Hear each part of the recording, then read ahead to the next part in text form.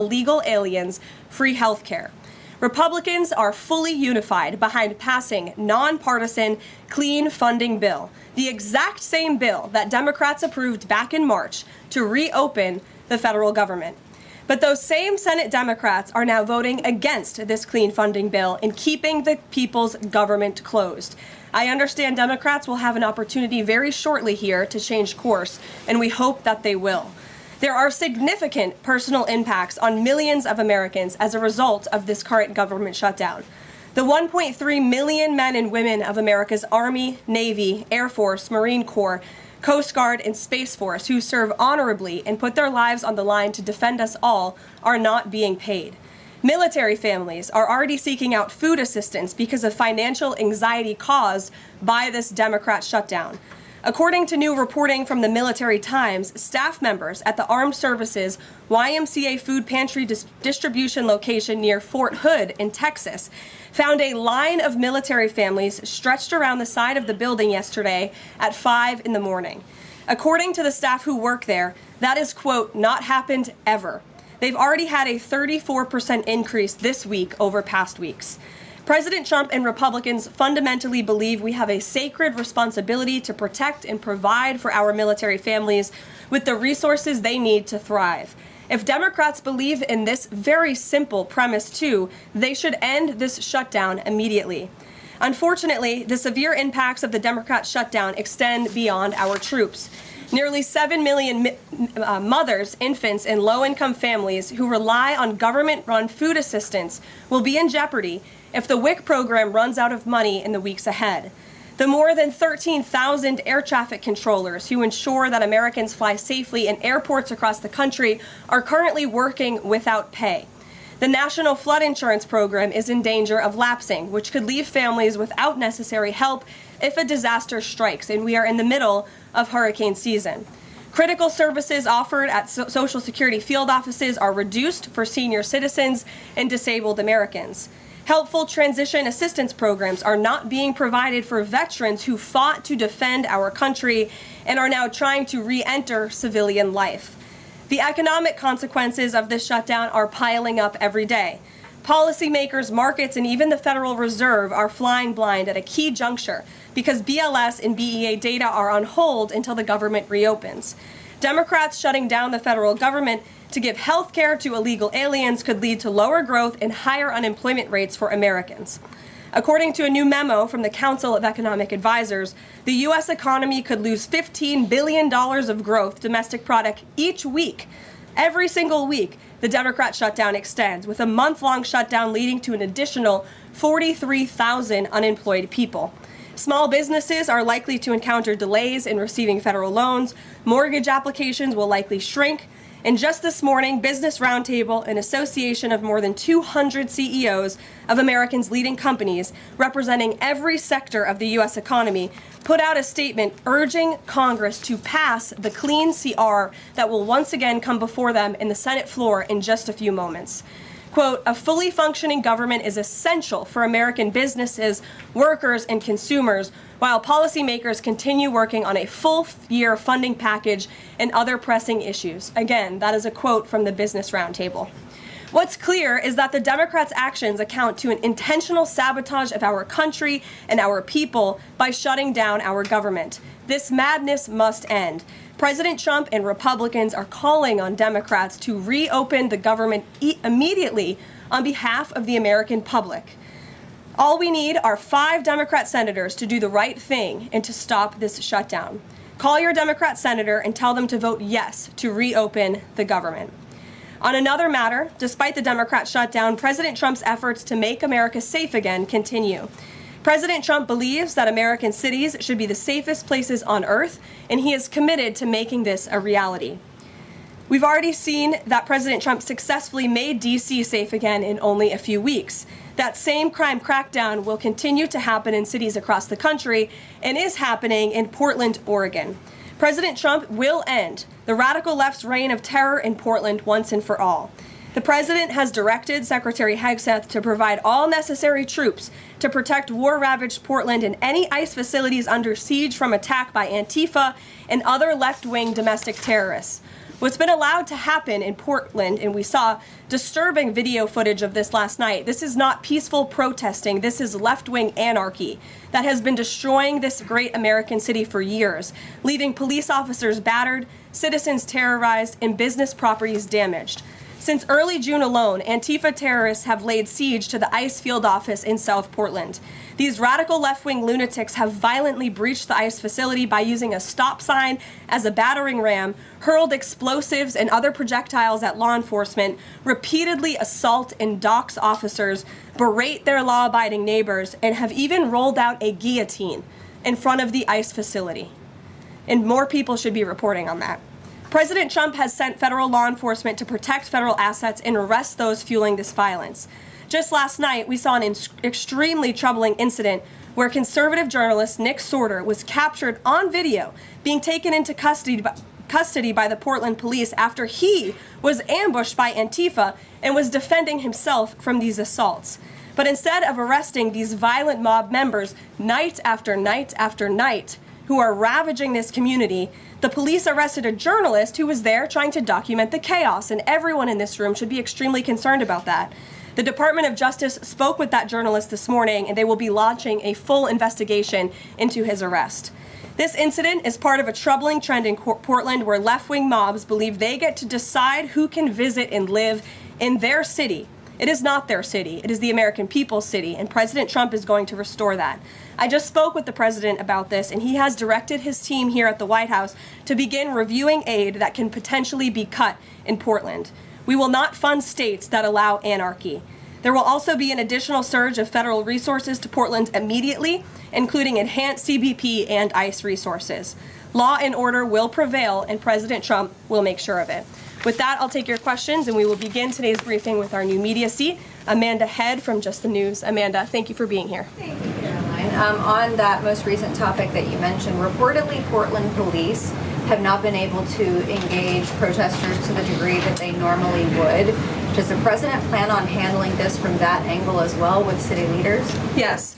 From our understanding, the law enforcement that we have here in the Homeland Security Task Force, I spoke with them this morning, and what they're seeing is that unfortunately, local police has been restricted from responding or cooperating at all with federal authorities, which is completely absurd. We have surged federal law enforcement personnel to this city to restore law and order and to work alongside local law enforcement. And we've seen the benefits of this in Washington, D.C. And all of you live here, so you can agree Washington, D.C. is and feels much safer because of the cooperation between federal and local law enforcement. They can and must be working together, and we think it's despicable that these local elected officials who swear an oath to protect their people are preventing law enforcement from doing their jobs on the ground. So that's why the president has directed his team here at the White House, and they are already on it to look into how we can cut funds. And the president wants to work with anyone. If the mayor of Portland were to call him right now and say, "Mr. President, please help us," I am sure the president would be willing to do that. He is genuinely serious about wanting to restore order in America's cities. But it's become apparent that the local and elected officials in Oregon do not feel the same, and that's very unfortunate for the people who live there. And then one more question on the government shutdown. Should there be some type of scheduled layoffs to maybe entice Democrats to come to the table, like every hour another agency, another 100 pink slips? I'm sure Russ Vought has a list of folks ready to go.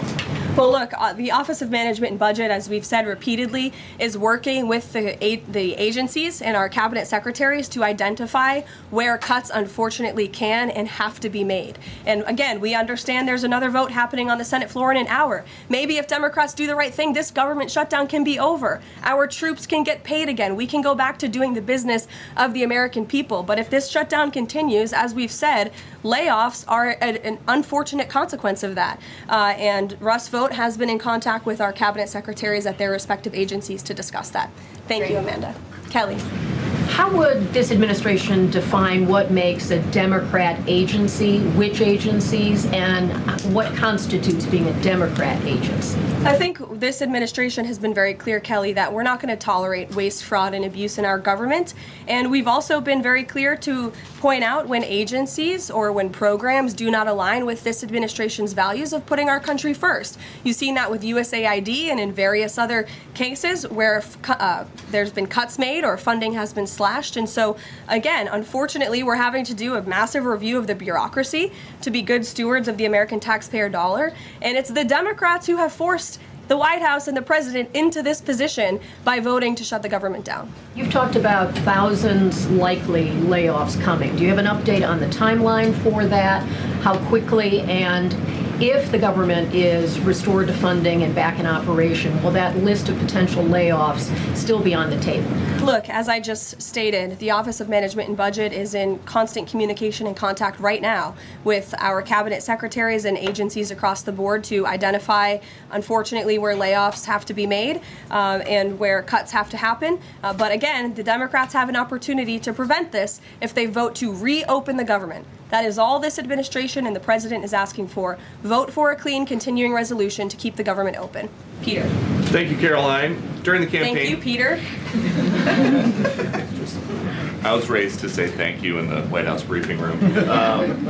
During the campaign, President Trump said that he did not know anything about Project 2025. Now he knows about it. Is that the blueprint for shrinking the government? Look, the blueprint is what the president and his team and his cabinet secretaries ultimately decide.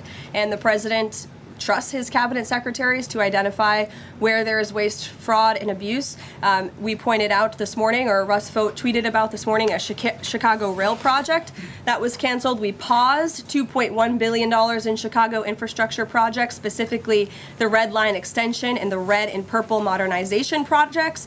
And it's because the administration is concerned that the Biden administration was handing out taxpayer dollars to pay for this construction based on DEI. DOT is reviewing the race-based contracting on unconstitutional grounds, and in the meantime, the Department of Transportation funds for these projects are on hold. So I guess this answers both of your questions. This would be an example of that. And just because there's so much shutdown talk, something different. What do you guys think about the NFL's decision to name Bad Bunny as the Super Bowl halftime performer, somebody who has not scheduled shows in the U.S. because he says that he's worried that ICE is going to come and arrest his fans? Well, look, I know there are many in this room who are very anxious to hear the president's response to Bad Bunny being the halftime show, so I won't get ahead of him. I won't reveal what he feels about this. Next time you all ask him a question, you're welcome to do that. I have my own feelings on that, but that's not what I'm up here to talk about. As far as ICE being at the Super Bowl, as far as I'm aware, there's no tangible plan for that in store right now. However, of course, this administration is always going to arrest and deport illegal immigrants when we find them. If they are criminals, we're going to do the right thing by our country. Kate. Did the president and Russ Vogt decide yesterday in their meeting which cuts they wanted to make to agencies and which ones would be permanent? Again, I've kind of answered this question a few different times now. It's been asked in a few different ways. Their discussions continue between the Office of Management and Budget and cabinet agencies across the board, and they are actively identifying where these cuts and these layoffs have to be made as this government shutdown hopefully does not continue. And on Hamas, the president said that if Hamas rejects the proposal that Netanyahu would have his full backing to finish the job. A UN report found that Israel was committing genocide in Gaza. Does the president have concerns about the civilians being killed, the worsening humanitarian crisis, and are there limits to what the White House would support when it comes to Israel's actions in Gaza? Look, the president has deep concerns about all of the atrocities that have taken place in the Middle East over the past few years. It's deeply unfortunate that he inherited this mess from the Biden administration. If you all recall, under President Trump in his first term, the Middle East was on a pathway for peace and prosperity. There was the historic signing of the Abraham Accords. Israel was on a path to normalization between Arab and Gulf nations, and we hope that can continue. But right now, the president has made it very clear to Hamas that this is an acceptable and detailed proposal that they must accept, or the consequences are going to be very grave for them. And he has given them a deadline of Sunday evening at 6 p.m. When I was out here on Wednesday, I told all of you, I'll leave it to the president to make that red line, and he now has. I think the entire world should hear the president of the United States loud and clear. and Hamas has an opportunity to accept this plan and to move forward in a peaceful and prosperous manner in the region. And if they don't, the consequences, unfortunately, are going to be very tragic. Michael. Thank you, Caroline. Has the president declared war on international drug cartels? And if so, or if he will, does he feel he needs congressional approval? As the White House has said many times, the president has directed these actions, these strikes against Venezuelan drug cartels and these boats, consistent with his responsibility to protect the United States interests abroad and in furtherance of the U.S. national security and foreign policy interests. This is pursuant to his constitutional authority as commander-in-chief and the chief executive to conduct foreign relations. In each of these cases, Michael, the vessels have been assessed by the U.S. intelligence community to be affiliated with designated terrorist organizations engaged at the time in trafficking illicit drugs to our country. The president has been very clear, dating back to the campaign trail, that he is always going to do what's in the best interest of the American homeland.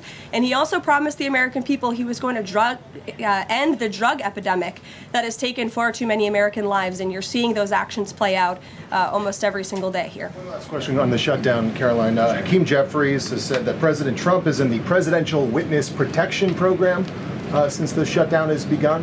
What's the White House's reaction to that? That's just more ridiculous fodder from Hakeem Jeffries. As you all know, because you're here every day, the president is literally working around the clock right now. I think he has a swearing-in ceremony, or he already did.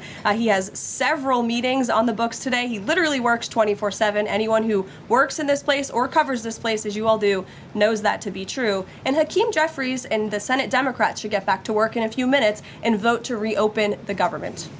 Emily. Thank you, Caroline. You spoke earlier about the energy and infrastructure projects that Director Vogt paused. Will the White House agree to restore that funding as part of a deal to end the shutdown? Well, I won't make any agreements here. Senate Republicans are talking with their colleagues on the Democrat side, but right now, Russ Vought is doing what he's been tasked to do in the midst of this government shutdown, which is to look at funds that need to be temporarily halted or need to be canceled. And Chicago is just another example of that. Caroline. Go to Libby in the back. Thank you, Caroline. I have two questions for you. One on the FDA, but first on the shutdown. Sure. Will the administration, if this government shutdown ends, still move forward with firing thousands of federal workers? Look, as I've said repeatedly, Libby, right now we want the government to be open. Layoffs are an unfortunate consequence of a government shutdown, and it's something the administration is examining. If the government is reopened, we're going to get back to doing what we were doing last week and the week before, working on the issues that the American people care about. And then on the FDA, they just approved that new abortion pill, and it's causing a lot of uproar among the Republicans. What is the president's response to that, and does the administration plan to have that hold that FDA approval? Well, the Secretary of Health and Human Services, Bobby Kennedy, has put out several statements on this. The HHS's decision, it's not an endorsement of this drug by any means. They are just simply following the law. And as they put out in their statement, by law, the Secretary of Health and Human Services must approve a generic drug application if the application demonstrates the generic drug is the, quote, same as the brand name drug. Generic applicants are not required to submit independent evidence proving safety and effectiveness. As such, FDA's decision to approve a second generic version does not address the merits of the current safety program. HHS is reviewing adverse effects to ensure the FDA's required safety program for the drug is sufficient to protect women. This safety review equally applies to generic versions of this drug. So FDA and HHS are following the law. It's, again, not an endorsement of the drug itself. Mary. Thanks, Caroline. Two questions on the shutdown. You've argued that these impending layoffs are necessary to keep essential services up and running, but that has never been the case in any previous shutdown. Even when the government was shut down for 35 days in Trump's first term, you've never had to lay off thousands of workers to keep essential services up and running. So why are layoffs now necessary in this shutdown? Because we have an administration and we have a president who are wholeheartedly focused on restoring fiscal sanity to our government and doing the right thing by the American taxpayer. We are $37 trillion in debt, and the federal government is currently shut down. There is no more money coming into the federal government's coffers. And as you've also seen since the beginning, in January, this administration is focusing on waste, fraud, and abuse. And so Democrats have given this administration an unenviable choice to have to take a look at the balance sheet and identify where these cuts and layoffs can be made. And you just said this is an unenviable choice, that this is an unfortunate consequence, but the president has described this as an unprecedented opportunity. to lay off additional workers. He's posted a video likening Russ vote to the Grim Reaper. So which is this? Is this an opportunity to fire more workers or an unfortunate consequence? Look, the president likes to have a little fun every now and then, and I think both things can be true at the same time. The Democrats have given the administration this opportunity, and we don't like laying people off. Nobody takes joy in that around here, and if you think that, then I think that's very sad. You view the White House and our staff as wanting to put people out of work. Nobody wants to do that, but sometimes in government you have to make tough decisions. Carrie. Going back to Portland, as far as the city council there is concerned, they appear to be very sympathetic towards the protesters over at the ICE facility. Is the White House considering invoking the Insurrection Act over in Portland? Is that something they are considering also? As far as the Portland City Council is concerned, are they looking at the members there who are appear to be helping out these protesters as far as suggesting to get burner phones, et cetera, et cetera? That's not something I've heard that's under consideration or discussion at this time. Karoline. Caroline, who's ever yelling in the back? Go ahead. Me. Sure. Thank you. Bianca Gracia here, and I have a question. This week, the Democrats have chosen illegals over hard-working Hispanic Americans during Hispanic Heritage Month, causing the White House to cancel the celebration with the president. Is the president open to letting the Hispanics, who overwhelmingly voted for him, have their own siesta fiesta in the White House lawn opposed to the fancy, we don't need fancy schmancy, right? You can give us the backyard and we'll fill it all in and have in our own fiesta. Is the president open to that? I had no idea she was going to ask that question. I just want to preface that. I've never met you. I just want to say that, but welcome to the briefing room. I love your energy. I can't personally unilaterally promise the South Lawn grounds. We have some construction going on out there, but I know that everyone here views it as very unfortunate we had to cancel or hopefully just reschedule the Hispanic American Heritage Month event, and it's because we are working around the clock during this government shutdown. When the Democrats vote to reopen the government, that event will be back in the planning stages. Thank you. You're welcome. Brian, go ahead. Thank you very much. Welcome to the briefing room, by the way. I was with the Secretary of War and the Attorney General in Memphis just the other day as we were going to a command center. And I noticed a billboard along the highway that said, "Memphis welcomes the National Guard." Now, what is your message today to Democrat mayors watching us right now that suffer from TDS and they cannot get Trump out of the way to saving their city, Portland being one of them? They should do the right thing by their citizens, Brian. They should call the president, they should call the White House and say, we want to work with you. And in Memphis, we are seeing some cooperation. As you saw from that billboard, the people of Memphis are loving this, and they are very grateful for the federal government's efforts. And federal law enforcement is there. We're working alongside local law enforcement. We'd like to see it ramped up a little bit because we want to make progress, and we want to arrest as many bad criminals as we can. Since Monday, I do have some updated statistics from the Homeland Security Council this morning. Since Monday, 153 arrests have been made in Memphis, including 5 gang members. 48 illegal guns have been seized, and 5 missing children have already been recovered. Last night, 60 arrests were made, and 21 illegal firearms were seized. Arrests from last night include a suspect wanted for rape of a child under 13, first-degree murder, breaking and entering, aggravated assault, illegal drug possession, and many more. So we continue to see good results coming in through Memphis, and the president is very excited about making Memphis safe again. In the blue. Thank you. At the top of the briefing, you made a statement about that the Democrats are interested in giving health care to illegal immigrants. Yes, they are. U.S. law already prohibits that. It's a 1996 law saying that they cannot give unauthorized immigrants any federally subsidized health care coverage through Medicaid, the Affordable Care Act, or the Children's Health Insurance Program. There seems to be a disconnect in the messaging. Are you denying that Medicaid money has never gone to illegal aliens in the United States of America? I'm asking you if you can explain the disconnect in the message. I most certainly can. The Democrats' proposal, their continuing resolution, let me just reiterate, the Republicans' continuing resolution was a clean continuing resolution. There was no partisan politics injected into it. There were no conservative wish lists injected to it. What the Republicans want, and still want to this very second, is a clean continuing resolution to fund the United States government. What did the Democrats want in their continuing resolution? They inserted a provision to undo a provision in the Working Families Tax Cut, the One Big Beautiful Bill, that ended taxpayer-funded health care illegal benefits for illegal aliens. Democrats' proposal would require Medicaid to pay more for emergency care provided to illegal aliens than Medicaid does for American patients who are disabled, elderly, or children. And this bill would have also allowed California to continue a gimmick that funds its Medicaid for illegals program.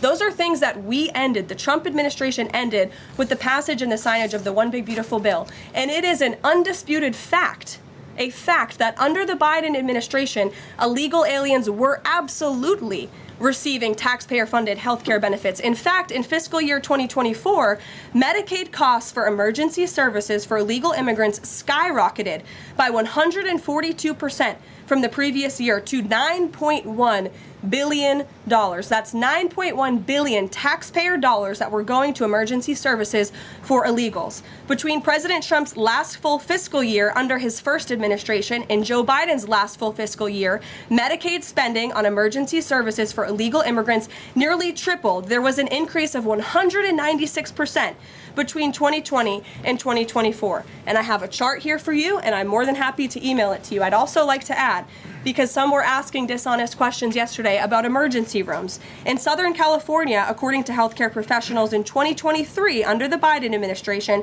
Southern California's, quote, entire healthcare system was being bombarded with illegal immigrants and forcing American patients to endure longer wait times. In Denver, Colorado, the CEO of Denver Health stated that 8,000 illegal immigrants made 20,000 visits to the city's health system in 2023, leaving an uncompensated bill totaling over $10 million.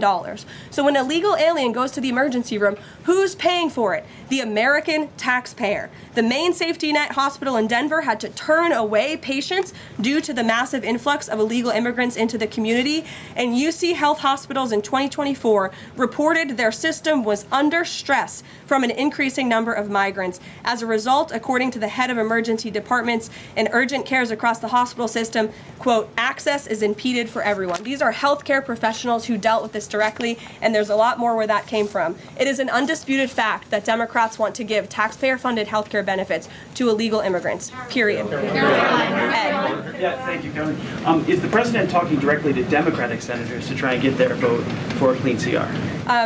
The Senate Republicans are speaking directly with moderate Democrats. I understand those conversations have become very serious, and we hope positive in the right direction so that Democrats will do the right thing. I don't know if you saw overnight a refinery in California went up in flames. Is the president going to help the governor should gas prices spike, or could he help the governor? Look, I know the administration and the White House are aware of that situation that took place. I don't have any announcements for you, Ed, on that. Has the president seen the first draft of the commemorative coin that the Treasury is doing for the 250th anniversary? It has his face on it. Oh, I'm not sure if he's seen it, but I'm sure he'll love it. Karoline. Kara. Thank you, Karoline. It's now being reported that former President Biden's DHS and TSA placed peaceful January 6 protesters and even Americans who refused to wear masks during COVID onto watch lists usually reserved for terrorists. Most of these people were not charged with crimes. Does the White House have a comment on the prior administration violating the free speech and due process of these Americans? And where is the outrage from the left that claims to stand for due process and free speech? And after that, I have another question about protecting journalists from Antifa. Sure. Well, Kara, to your first point, please send me that report. That's certainly very concerning. I haven't seen it myself, but if indeed that was happening, it's something I'm sure the Department of Justice and the FBI would deem worthy of looking into. Well, and journalists, as you mentioned earlier, are being increasingly attacked by leftist protesters. I was actually assaulted outside of President Trump's United Nations speech, and I think the White House is aware that a Portland journalist was almost blinded by an Antifa protester. This has been a problem that's gone on for years, and police often say that their hands are tied. Does the White House have a plan or plan on issuing a statement maybe discouraging this violence against journalists out on the street like me and so many others in this room? Well, I hope that my statement earlier in the briefing served that purpose, but of course we condemn violence against anyone in this country, and journalists as well, who are exercising their First Amendment right. And there have been so many incredible independent journalists across the country who have gone undercover within Antifa and really have come to understand how this is a growing domestic terrorism threat inside of our country. And I would encourage maybe some of you in this room to get outside the Beltway and go do some of that undercover investigative reporting, because it is really incredible what they found. I met with one of them in my office yesterday, and they're doing very dangerous work in difficult circumstances, and Antifa is a very violent group, as you've experienced and that many others in the media have as well. Christian. Yeah, thanks, Caroline. Following up on Libby, sort of on the other side of the abortion debate, has the president abandoned his campaign pledge to mandate insurance coverage for IVF services? No. Was there any update on that? We flew by that May EO deadline for the White House to produce a plan. I literally just read a statement from the Health and Human Services for Libby at least, as far as IVF goes. I'll check in with our policy team and we'll get you some updates. And then on Russia, how concerned is the White House that the Russian Navy seems to be escalating its provocation of NATO allies? I'm talking, of course, to the several close calls they've had with the Danish military during the EU leaders meeting in Copenhagen. It's something the administration takes very seriously, and we are constantly monitoring it. The National Security Council here at the White House is in constant correspondence with our NATO allies, and the president speaks to many of them as well. Yes. We've seen a spate of gun violence in this country, both mass shootings. We've seen this Michigan church that was attacked, children being shot in pews in Minnesota. We've also seen politically motivated assassinations of Minnesota lawmakers, Charlie Kirk. Has any of this made the president or the White House rethink gun safety prevention in this country? Either red flag laws, I know that was a conversation in the first Trump administration, or is there anything on the table right now on gun violence? Of course, this is an extremely pressing issue for the administration in our entire country. It's deeply alarming to everyone here, the violence that we've seen taking place all over the country, the assassinations that have unfortunately, tragically taken place throughout the last several months. There are many discussions about how to prevent such violence and how we can ensure that law enforcement has the resources they can on the ground to not only respond, but again, to prevent such tragedies from taking place. If there are red flags with an individual in a community, that they are treated as an emergency, a public safety emergency, not just, turn a blind eye to. There's many other things we can do, but the administration and the president has always also made it clear he's always going to protect the constitutional right, the Second Amendment constitutional right of Americans to own guns. Would you advocate for Congress to pass a federal red flag law? Right now, they just incentivize states financially to have red flag laws, but I know Lindsey Graham has worked on this as a Republican. There are some Republicans that do support this kind of gun safety legislation. I don't want to get ahead of the president on any congressional action or any suggestion to Congress on that matter. Andrew. Thank you, Caroline. Two things. First, to follow up on something you said earlier about hospitals treating undocumented or illegal aliens. Is it the administration's position that hospitals should not have to treat people who come into the emergency department who are not here legally? No, that's not our position. Our position is that it's completely unacceptable that the Biden administration paroled and encouraged an invasion of tens of millions of illegal aliens into our country and then promised them free health care. And the Democrats are on the record repeatedly stating that they believe illegal aliens should have health care benefits, free health care benefits in the United States of America. So that is a recipe for a disaster. Of course you're going to encourage a mass illegal invasion of our country, which is exactly what happened. And we've seen the unfortunate consequence of that, where American patients are being put last, where American patients are having to wait in wait rooms, where grandmothers and grandfathers are waiting hours and hours for care because they're being put behind the line to illegal aliens. And we don't agree with that. We don't support that. That's why the administration is desperately trying to fix it and deport the tens of millions of illegal aliens that the Democrats and the Biden administration allowed into our country. And we'd love to continue doing that work so long as the federal government is reopened. And there are many federal law enforcement agents and officers right now who are working without pay. That's unacceptable. The Democrats need to reopen the United States government, and we hope that they will do the right thing on the